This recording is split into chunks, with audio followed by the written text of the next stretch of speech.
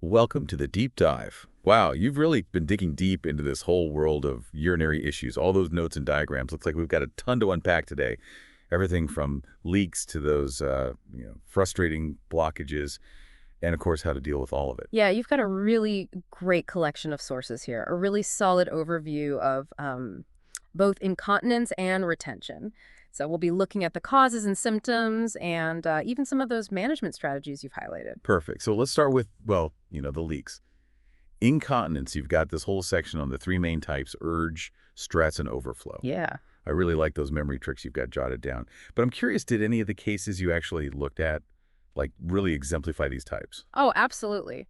Remember that case study you highlighted? The patient with MS who was having those sudden, uncontrollable urges to urinate? A classic case of urge incontinence. Really shows how neurological issues can be a factor. Right. And then there was that woman who had just given birth and had leakage when she coughed or sneezed. Yeah. So that's got to be stress incontinence then, right? All that pressure on the bladder. Exactly. And your notes actually mentioned a study that found almost half of women experience at least some stress incontinence after childbirth. It's much more common than a lot of people think. Wow. That's a big number. Yeah. It definitely shows we need more awareness and support for women dealing with this. Yeah, I agree. And then there's overflow incontinence, which you've linked to cases like an enlarged prostate or weakened bladder muscles. It's almost like the bladder just can't fully empty, leading to that constant dribbling. So three different types of incontinence, Yeah.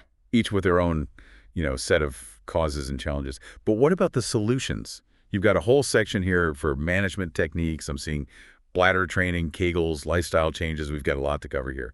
We do. And it's amazing how all these different approaches can be, tailored to the individual. You highlighted a study that found that bladder training, where you go on a regular schedule, it can be really effective for urge incontinence. That makes sense. You're basically retraining your bladder to hold more over time, like a workout for your bladder. Exactly. And speaking of workouts, you've also got Kegel exercises here, those pelvic floor strengtheners. But did you notice that your research also mentions biofeedback as like a potential alternative to Kegels? Some people find it more effective. Oh, you're right. I didn't fully consider that. So there are multiple ways to strengthen those muscles. I wonder what the pros and cons of each approach are. Hmm.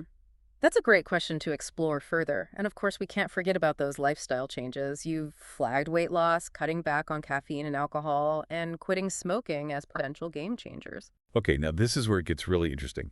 I remember reading how that extra weight can put more pressure on your bladder. So it seems like these lifestyle changes, they're not just, masking the problem. They're addressing the root cause. Exactly. And think about that patient we discussed earlier, the woman with stress incontinence after childbirth.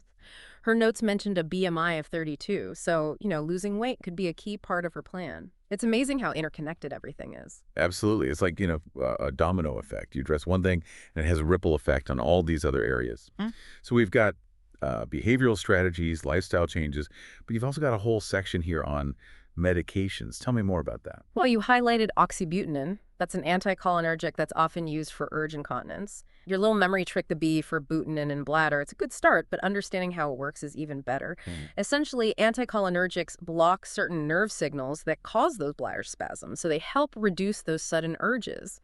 So it's not just a random letter association. There's a reason for it. Yeah. But you've also noted dry mouth as a possible downside. How do doctors, how do healthcare providers weigh those benefits against the side effects? Well, that's where the art of medicine comes in. It's a real balancing act. You have to consider the severity of their symptoms, overall health, and what the patient wants. Sometimes a little dry mouth is a small price to pay to, get relief from those constant urges. But for others, it could be a deal breaker. It's a really individualized thing. So it's all about finding what works for each person. There's no one size fits all. This is also fascinating. It is. And this brings us to the flip side, urinary retention. Remember that case you mentioned? The guy who had surgery and then he couldn't pee? His experience really highlights the challenges of retention, where the bladder just doesn't empty. Yeah. His notes said they put in a Foley catheter during surgery, and the problem started after they took it out. So post-surgical complications, they can be a major cause of retention. Absolutely. And your research goes beyond surgery. You flagged BPH as a common cause in men, benign prostatic hyperplasia. It's basically an enlarged prostate that can squeeze the urethra, making it hard to pee. So it's like like a kink in the hose. That makes sense. But it's not just physical obstructions, right? Yeah. You've also got medications listed as potential causes of retention. You got it. You flagged opioids, anticholinergics, even some antidepressants in your notes. Opioids, like morphine, they can slow down your nervous system and make the bladder sluggish. And remember how we talked about anticholinergics blocking those nerve signals? Well, sometimes that can affect the bladder's ability to contract and empty. Wow. So the same type of drug that can help with urge incontinence could contribute to retention in another case. Yeah, That's tricky. it is. And it shows how important it is to manage meds carefully, understand those potential interactions, and really think about each patient individually. Okay, so we've got all these different clauses. Surgery, BPH, medications.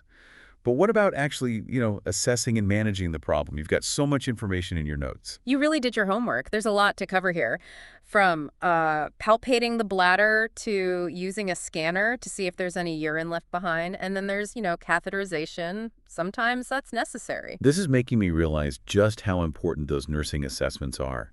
It's like detective work. You're gathering clues to figure out what's happening and then, deciding the best way to proceed. Exactly. And just like a good detective, nurses need to be able to interpret those clues and act quickly when they have to. Your notes even mentioned monitoring for complications like hypotension and bradycardia during catheterization. This can be pretty serious. That's a good reminder that even procedures that seem routine, they can have risks. We've got to be vigilant. Absolutely. And speaking of vigilance, your notes also emphasize helping patients into a normal standing position to help them void. Sometimes something as simple as changing your posture can make a big difference. This is all so much more complex than I thought. I'm really starting to see how complex urinary issues are and how much skill it takes to provide good care. Me too. And, it strikes me that we're really focusing on the practical, hands-on aspects of nursing care here. But there's another layer to this, the human side of things. Oh, you're so right. We've been talking about all this, technical stuff, catheters, medications, bladder scans, but what about the emotional impact? Think about the embarrassment and the frustration of, constantly worrying about leaks or struggling to pee. That has to take a toll. It does, and that's something we'll talk more about as we continue this deep dive. We'll shift from the physical to the psychosocial aspects, and how healthcare providers can address those needs too. Yeah, it's wild how, we're talking about those technical things, Yeah. but it's also connected to someone's quality of life. Exactly. And it's not just the physical discomfort. Think about the social side of it. Like maybe someone starts avoiding going out or feeling self-conscious during, intimacy. Our sources don't really go into that, but it's such a huge part of the whole picture. You're making me think of this study I read. Wasn't it the stuff you sent? But it talked about how people with incontinence often wait to get help because they're embarrassed. Yeah. They could suffer for years. It's so sad. But it really shows how important it is to talk about this stuff openly. And, to reduce the stigma, resources like what you've gathered, they're so valuable. Knowledge is power. Speaking of empowerment, you've got a section here on nursing interventions. And it seems to be all about giving patients that sense of control back. Right. It's not just about managing symptoms. It's about helping them get their independence back. Yeah. And their confidence. Like, for example, you flagged this ACSI question about a patient who hasn't peed for 10 hours after surgery.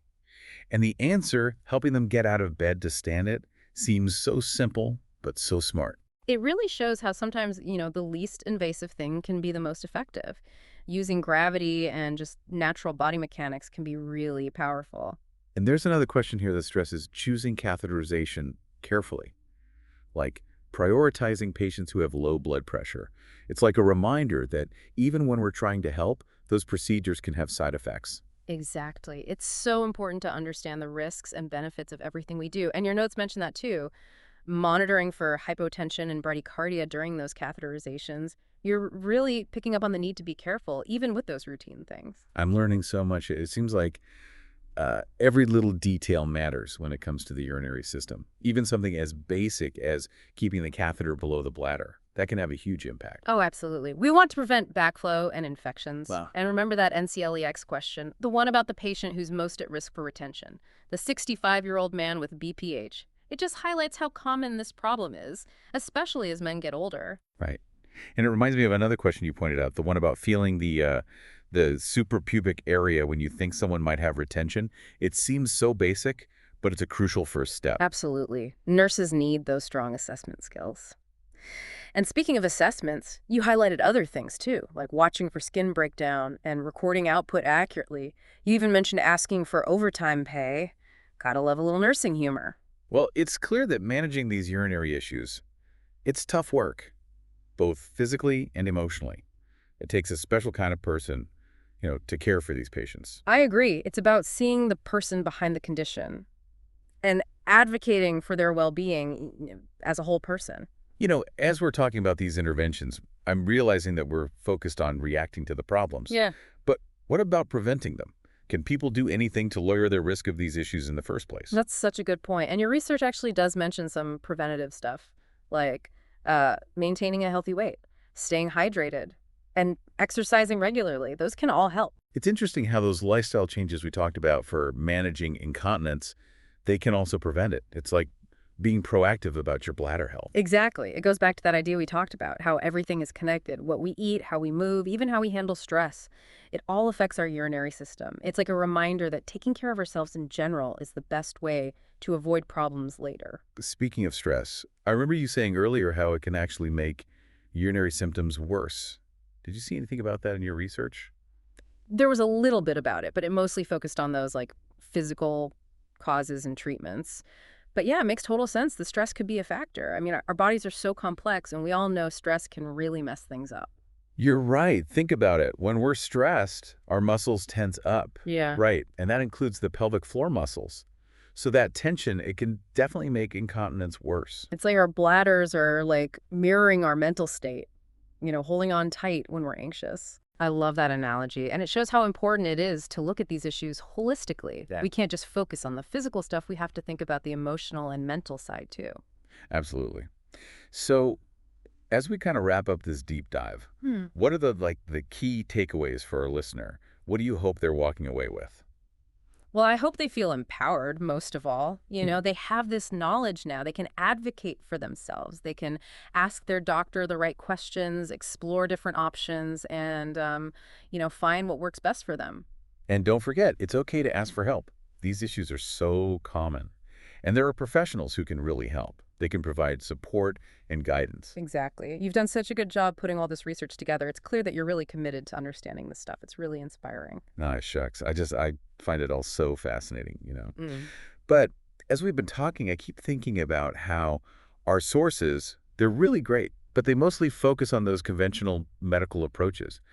Have you ever thought about alternative therapies for urinary issues? Oh, what a great point. You're right. We've been mostly talking about Western medicine, but there are so many other things out there that could help, like acupuncture or traditional Chinese medicine, even pelvic floor physical therapy. I've heard those can be really helpful. It's like adding more tools to your toolbox. Exactly. It's all about finding what works for you, what your body responds to.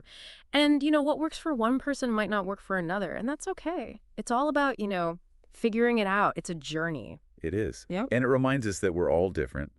We all have different needs, and our bodies respond differently to treatments. And speaking of unique, this whole deep dive has been tailored to you, our listener. We've used your research, your questions, your insights to guide us. It's been a true collaboration. I really hope you found it valuable and insightful. So to wrap things up, we want to leave you with one final thought. We've covered a lot, the different types of incontinence, what causes retention, the treatments, even the emotional side of things. But really, we've only just scratched the surface. That's so true. And that's the beauty of learning, isn't it? It never ends. Keep asking those questions, keep researching, and keep thinking. And remember, knowledge is power. The more you know about your body and what you can do, the better choices you can make about your health. I love that. Well, thanks for joining us on this deep dive into the world of urinary issues. We hope you learned something new and had some fun along the way.